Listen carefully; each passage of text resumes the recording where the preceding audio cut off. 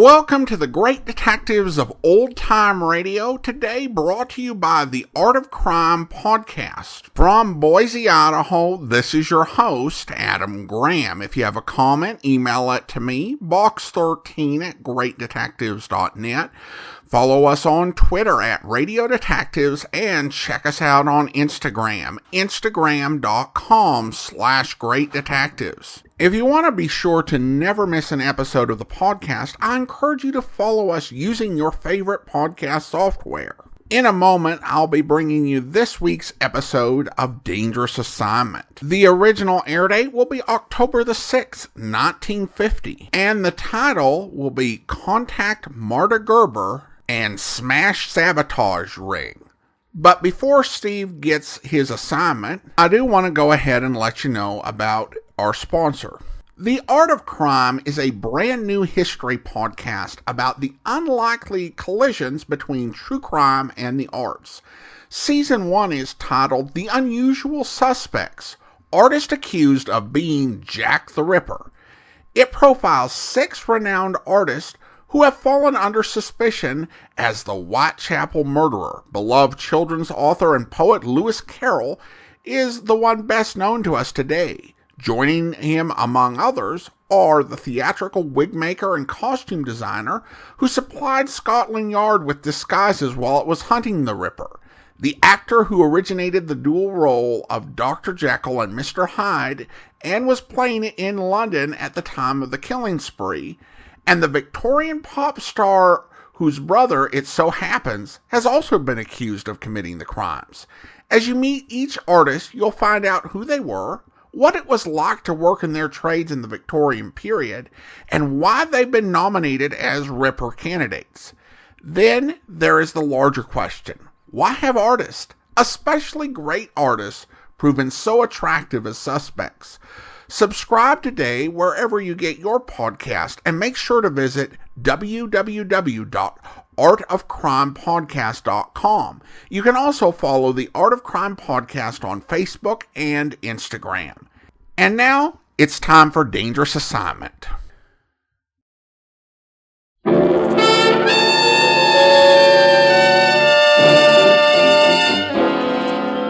Dangerous Assignment, starring Brian Donlevy as Steve Mitchell.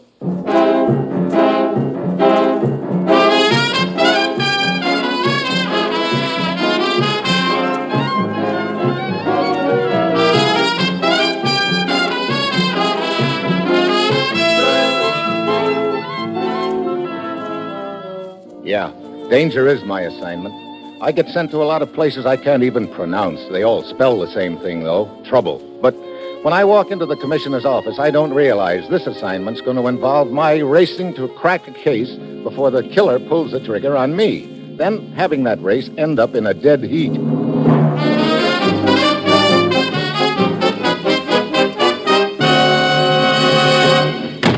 Morning, Commissioner. Ruth said you wanted to talk to me. I do, Steve.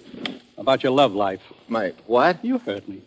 Oh, now, look, Commissioner, I hardly think that comes under the heading of dangerous assignments. You sure, Steve? Well, on second thought, maybe some of them do, but even so... Seriously, Steve. Remember Marta Gelber? Marta Gelber?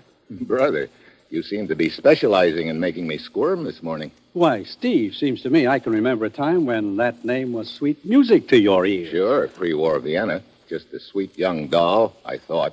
It wasn't until later that I found out she was a red-hot Nazi, but what's the point in opening old graves, Commissioner? This grave isn't old, Steve. What do you mean? Marta dropped out of sight after the war. We all figured she was dead. I know, but she's very much alive, Steve. One of our agents spotted her in Tokyo 3 days ago. Tokyo? What's she doing there? Steve, as you know, there are 2 things that always go together. Marta Gelber and trouble. Trouble? What kind of... Hey, wait a minute. There's been a lot of sabotage in Japan recently. Exactly. Trains derailed, bridges blown up, the works. And it's hampering our efforts in Korea. You think Marta is mixed up in the deal? That's exactly what you're flying to Tokyo to find out. You know how some ex-Nazis have a habit of selling out to the highest bidder. Now, look, Commissioner, wouldn't it be better to send another agent? After all, Marta and I were kind of friendly in those days, and when I found out about her, it sort of left a bad taste in my mouth. Well, Steve, you ought to know by this time that personal feelings can't interfere with assignments. That's precisely why I'm sending you. In the first place, Marta was interested in you. In the second place, in those days, you were a foreign correspondent. That's probably all she knows about you. Okay. What's my contact in Tokyo? The agent who spotted Marta, a man named McCloskey. He's staying at the Kura Hotel. Now, Steve, get over there. Talk to McCloskey and try to get a line on Marta Gelber. And if she's behind this operation, smash her. The sabotage has got to be stopped. Well, that's it. You've got your assignment. Good luck.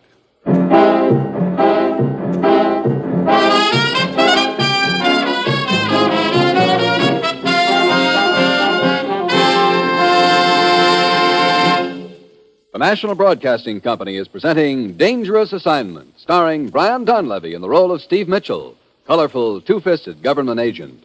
At all those places of the world where danger and intrigue walk hand in hand, there you will find Steve Mitchell on another Dangerous Assignment.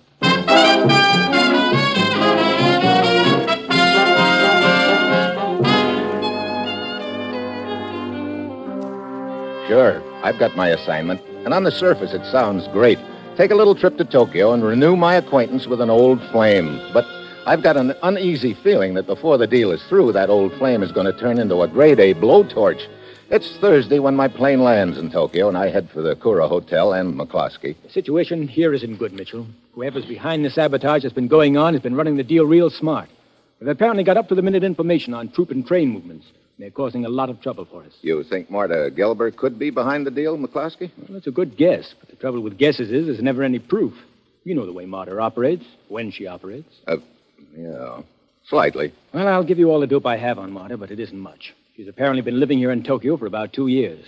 But last week was the first time any of us had spotted her here. She lives in a very swank apartment. Yeah, that'd be Marta, all Always right. has 2 or 3 guys on the string. Likewise.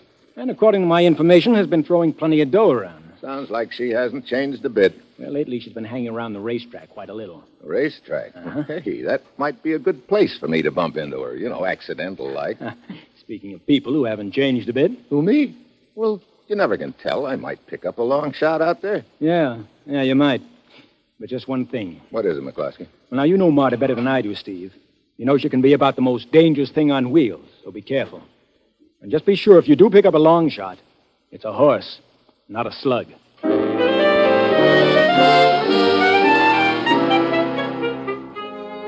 Cheerful guy, McCloskey. So I mosey out to the racetrack, and it isn't 15 minutes before I spot Marta.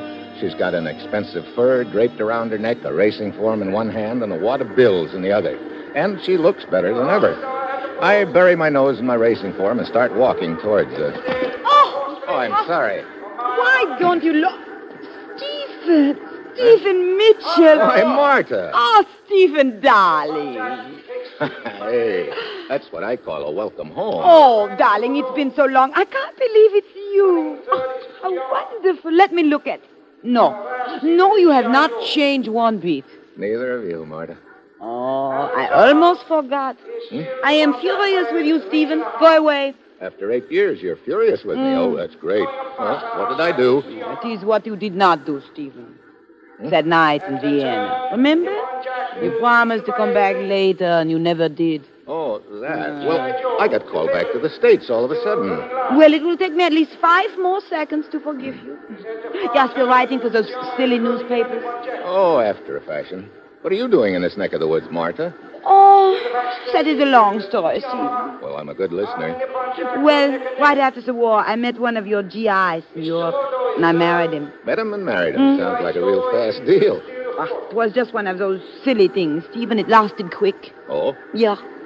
But there I was, married to him.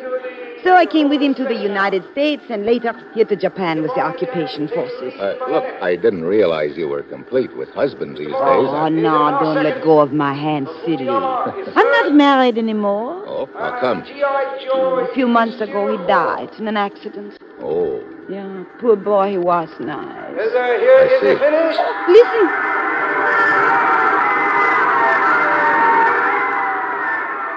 And the winner is a Nippon Jack. Excuse please. Not seeing correctly.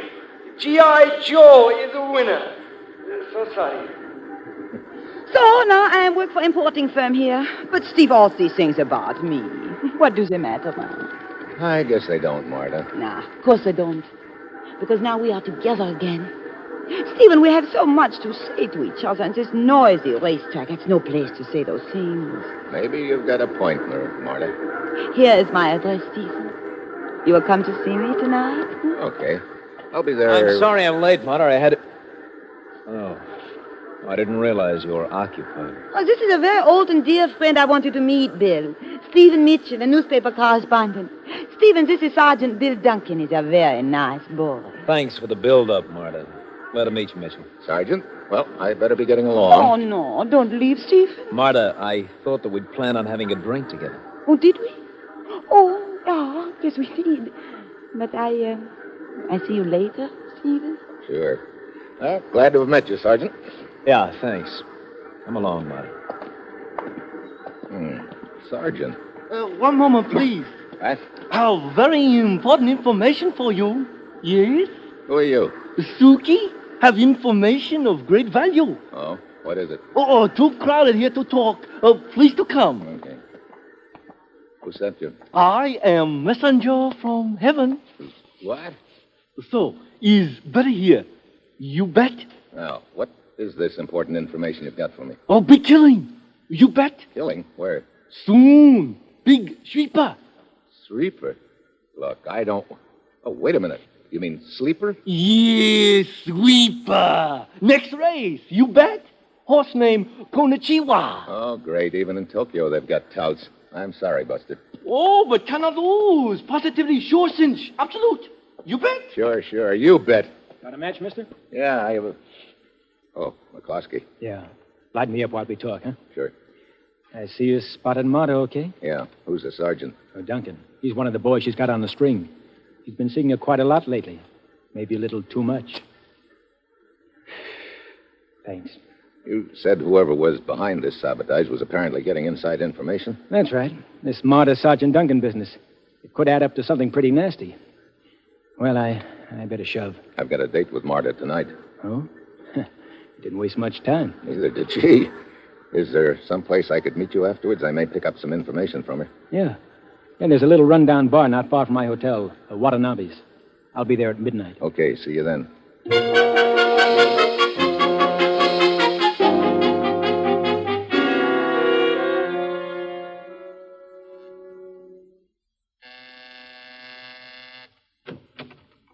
As always, you are late, Stephen. Come in.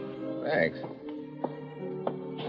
Well, quite a place you've got here, Marta. Yeah, it is nice. Sit here, Stephen, beside me. Hey, looks like I get the complete treatment. Treatment? Well, soft lights, sweet music. Oh, yeah. Soft lights and music. For us, they were always good, darling. That little tune, you remember it? Oh, yeah. I remember.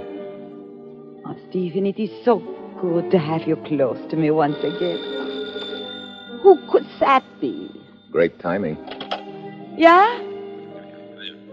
Oh, yeah. Well, I don't know. Very well, yeah. Well, as I remember, you were right in the middle of some pretty interesting conversation, Marta. Huh? Oh, yeah. Something the matter? Oh, I suppose it is just the excitement of seeing you again, Stephen. It must have gone to my head. Headache? Oh, a little one, I'm afraid. I see.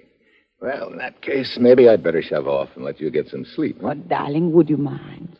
No, of course not, Marta. I hate to have you go, but I suppose you had better. Perhaps tomorrow night? Yeah, perhaps. See you later, Marta.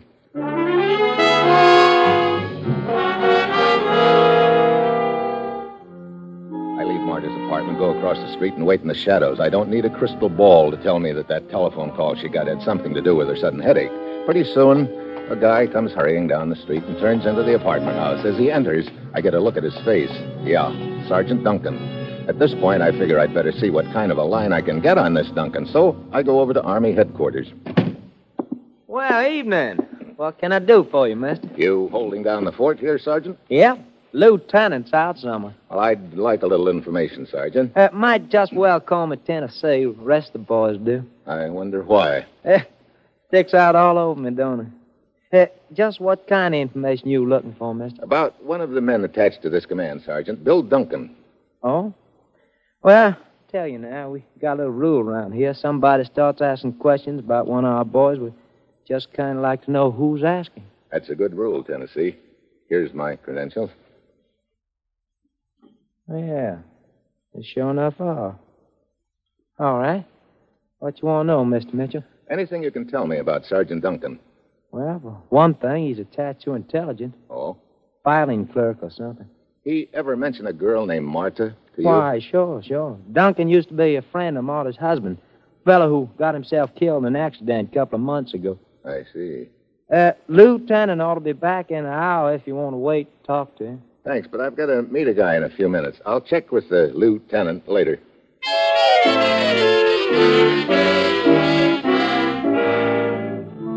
I head for Watanabe's bar, where I'm to meet McCloskey. It's a beat-up-looking joint, but McCloskey's nowhere in sight. Only 3 rugged-looking gents sitting in various corners. I wait an hour, and then I get a little fidgety. I look around the bar, and it seems to me that 3 gents are a little closer to me than the last time I noticed. Suddenly, I smell a trap. I take my drink in my hand and saunter over to the jukebox. Out of the corner of my eye, I can see them closing in.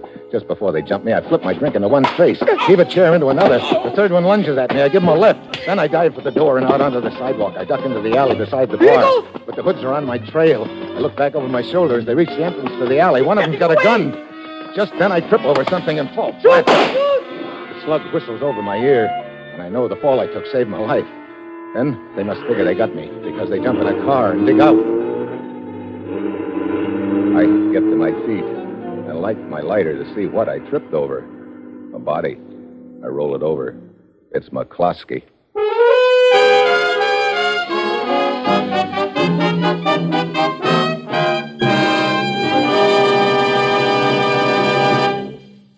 Here's a word about another NBC chime favorite returning to the air tonight. It's Chester A. Riley, played by William Bendix in the hilarious Life of Riley. Riley will be back over most of these stations later tonight. Chester may not be the combination of lady killer, star athlete, and mental giant he thinks he is, but Mom, Babs, and Junior love him anyway. And you'll love them all, even the friendly undertaker, Digger O'Tell, when The Life of Riley returns later tonight. The chimes are your invitation.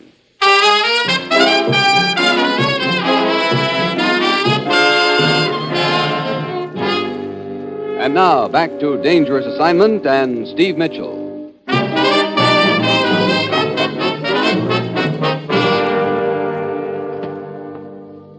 Well, evening, Mr. Mitchell.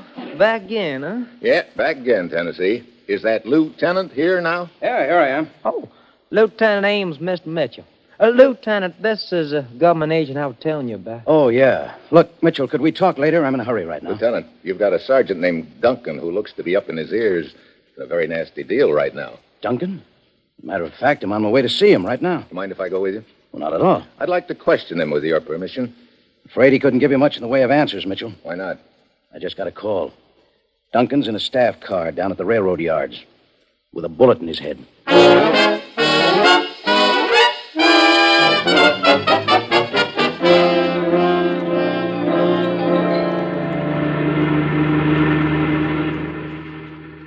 Those are the railroad yards just ahead, Mitchell. Yeah. How well did you know Duncan, Lieutenant? Oh, pretty well. Why? Because it looks like he was mixed up with a pretty dangerous girl named Marta Gelber. I'm afraid you're barking up the wrong tree, Mitchell. How so? Duncan was all right. And he wasn't mixed up with Marta. He was out to get her. What do you mean? We've had our eye on Marta for quite a little while now. Duncan's been working on the case. He had a personal motive, too. He was convinced Marta killed her husband, Duncan's friend. He was trying to prove it. I see. That sort of puts a new light on Duncan. Yeah. Then this ought to be an open and shut case, Lieutenant. Look, Duncan went to Marta's apartment house around 9:30. She probably had gotten wise to him. They drove down here to the railroad yards, and she shot him. Well, that's the logical explanation, all right, Mitchell. There's just one thing wrong with it. What is it? It's impossible. Huh? How do you know? Well, as I told you, we've been keeping our eye on Marta for some time now, figuring she could be the brains behind this sabotage that's been going on. So? So, this afternoon, a train coming up here from the south was derailed, delayed for 3 hours.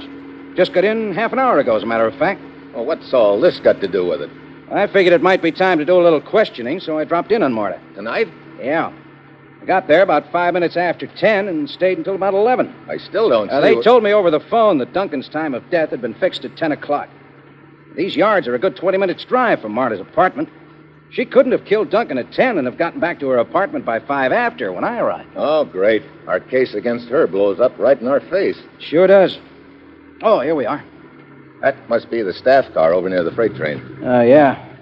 Who's the guy standing beside the car? It's probably the yard watchman. I told him to keep the car under guard. Brother, railroad business must be bad. Only one train in the whole yard. Now you begin to see how effective the sabotage has been. Who is it, please? Lieutenant Ames. Oh, yeah. Anybody been near this staff car since Duncan's body was discovered? Only the doctor. I've no one else. Oh, good. Come on, Mitchell. Let's take a look. Right. Huh. Still seated beside the wheel. Bullet hole in his chest. Close range. Look at the powder burns. Yeah. Another slug creased his skull and then went through the windshield right here. Yeah. From there, Yeah. Look at the caboose of that freight train. It's right in line, and the window of the caboose is shattered, too. Good thing there was nobody in the caboose at the time. Hey, wait a minute. Maybe there was. What do you mean? Maybe that's where the killer was. No. That wouldn't explain the powder burns on Duncan's chest and head. That's right. And look at this windshield. From the way it's shattered, it's obvious the slug traveled from inside the car out. Well, guess that's about all there is to see here. I suppose the car's been checked for fingerprints. Yeah, none. Probably all wiped clean. You know, I can't get rid of the idea that Marta killed Duncan. Sure, it's the logical answer, all right. But like I told you before, it just happens to be impossible. She couldn't have. Well, let's check over the times involved again. Okay. I saw Duncan go into Marta's apartment at 9:30, and then I left for Army headquarters. Right. Duncan's time of death was fixed by the doctor at about 10 o'clock. But at 5 after 10, I arrived at Marta's apartment. And the railroad yard here is a good 20 minutes drive from Marta's apartment. All of which means she couldn't have killed Duncan at 10 and gotten back to her apartment by 5 after when I arrived. When did you leave Marta's apartment? It was about 11:15. I got back to headquarters at And 11. when was the body discovered? The night watchman makes his rounds here every 2 hours. At 11:30, just half an hour ago, he spotted the staff car and Duncan's body. I got the call just before you walked in. Well, it sure looks like Marta's in the clear, all of which leaves us nowhere. What time is it now? 5 after midnight. I guess it's not too late. Too late for what?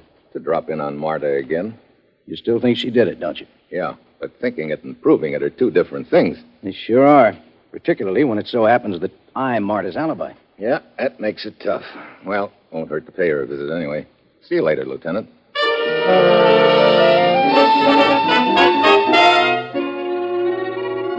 So I head back to Marta's apartment, not really knowing why. The whole deal has all the makings of the proverbial stone wall.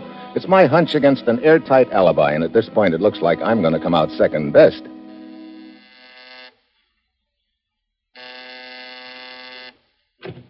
Why, Stephen. Hello, Marta. Welcome in. Thanks.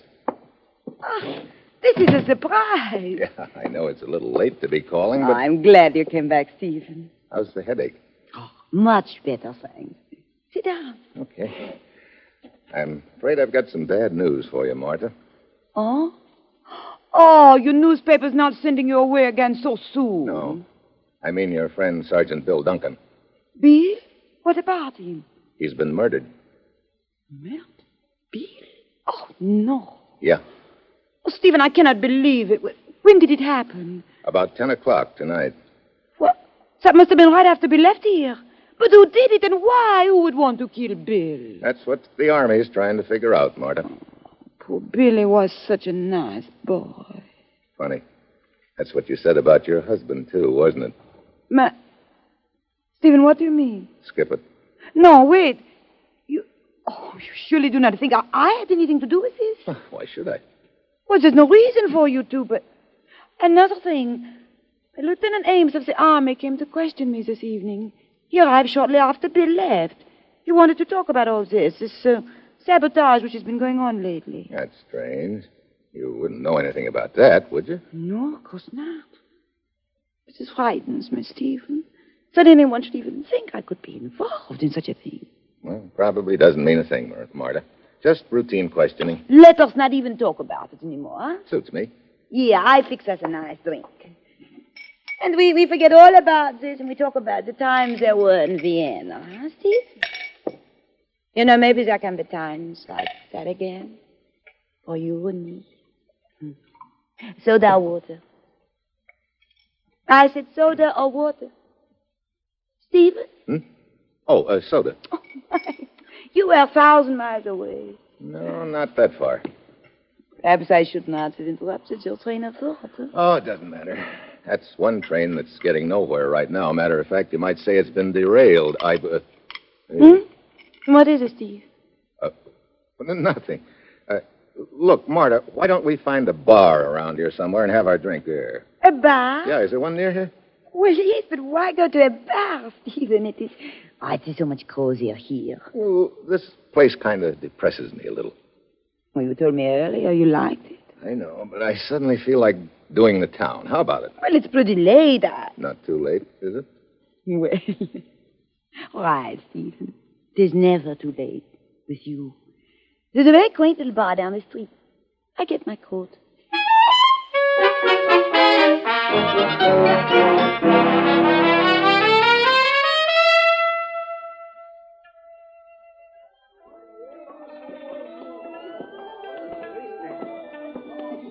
So, you like this bar, Stephen? Yeah, a lot of atmosphere. Here, this table all right? Oh, yes, fine. Wait a minute, Marta. I just happened to remember I've got to make a telephone call. No, darling, I ordered some drinks for us, but you hurry back. Well, it may take a few minutes, but I'll cut it as short as I can, Marta. Be with you soon.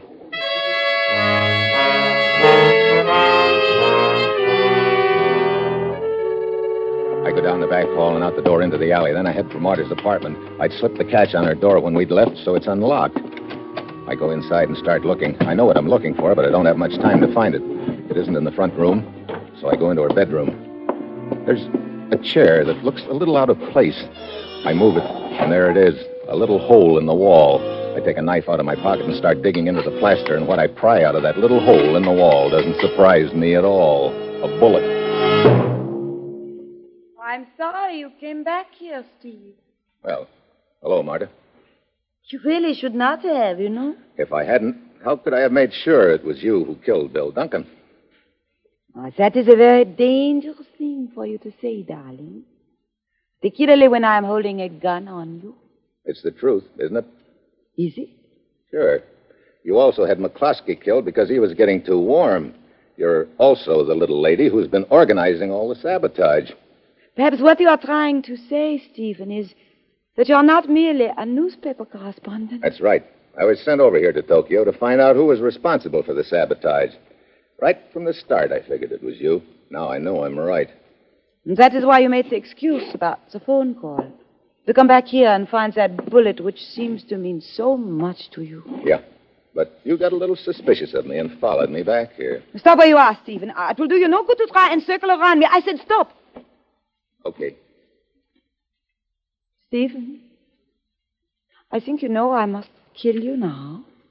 You've done it before. It shouldn't be any novelty. And the difference is, this time I must kill someone I'm almost in love with. Oh. So now we go into the hearts and flowers routine. I can hear you now. Poor Stephen. He was nice. And I will mean it. I am sorry, Steve.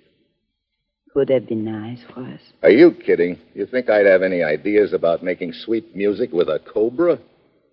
Thank you for that, Stephen. It makes it so much easier for me. Goodbye, darling.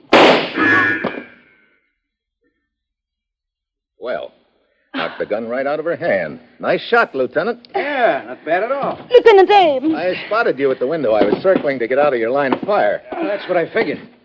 It looks like you and I tumbled to that train gag about the same time, Mitchell. Yeah. Lieutenant, this is all a mistake. It sure is, Marta, and you made it. Lieutenant, you must listen to me. You know I could not have killed Bill Duncan. He was shot at the railroad yards at 10. You came to see me here 5 minutes later. Sorry, Marta. It's no use. Bill Duncan was shot at 10 o'clock, all right, but not at the railroad yards.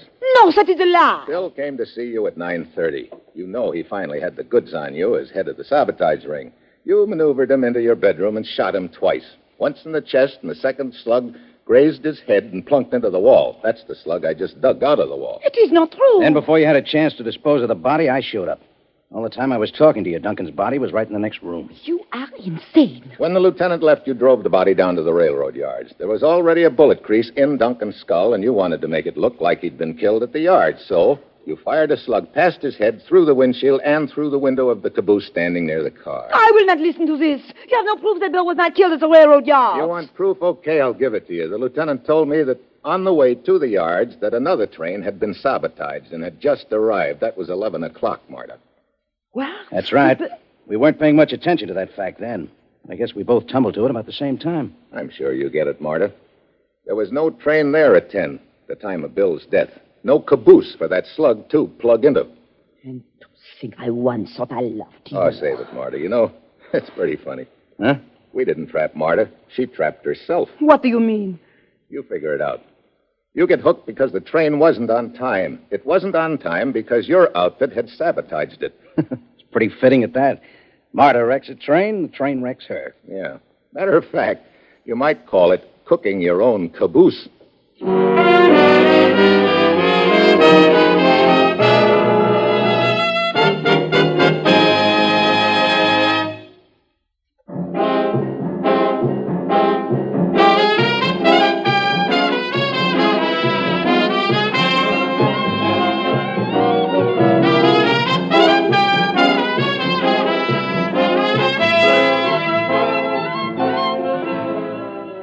Dangerous Assignment, starring Brian Donlevy as Steve Mitchell, is written by Bob Reif and Adrian Jandot, with music by Basil Adlam, and is produced and directed by Bill Karn.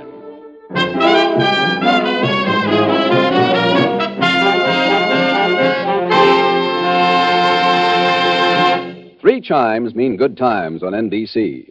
Saturday night chimes mean Dennis Day and Judy Canova. Dennis Day will be back tomorrow night with more songs and merry, mischievous mix-ups. The Judy Canova Show also returns tomorrow when Judy and her pals get together. Hear Night Beat and later William Bendix on NBC.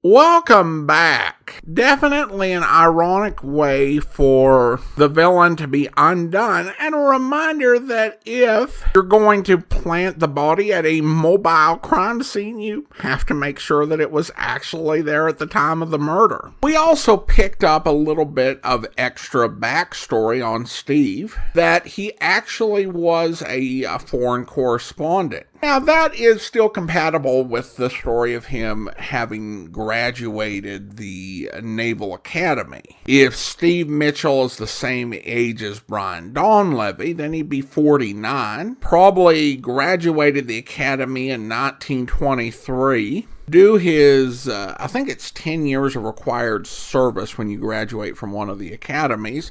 And then if he became a journalist, there'd be plenty of time to have several years doing that before the war. And of course, if Steve had actually been a foreign correspondent, then that also makes his job of going undercover as a foreign correspondent more believable.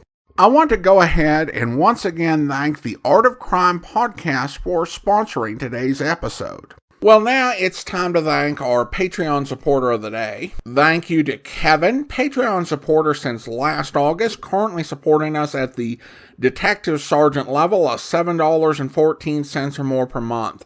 Thank you so much for your support, Kevin. And that will do it for today. A reminder, if you want to be sure to never miss an episode, I encourage you to follow the podcast using your favorite podcast software, including TuneIn, Stitcher, Spotify, Overcast, and the Apple Podcast app. And if you are enjoying this podcast on YouTube, be sure to like the video, subscribe to the channel, and mark the notification bell.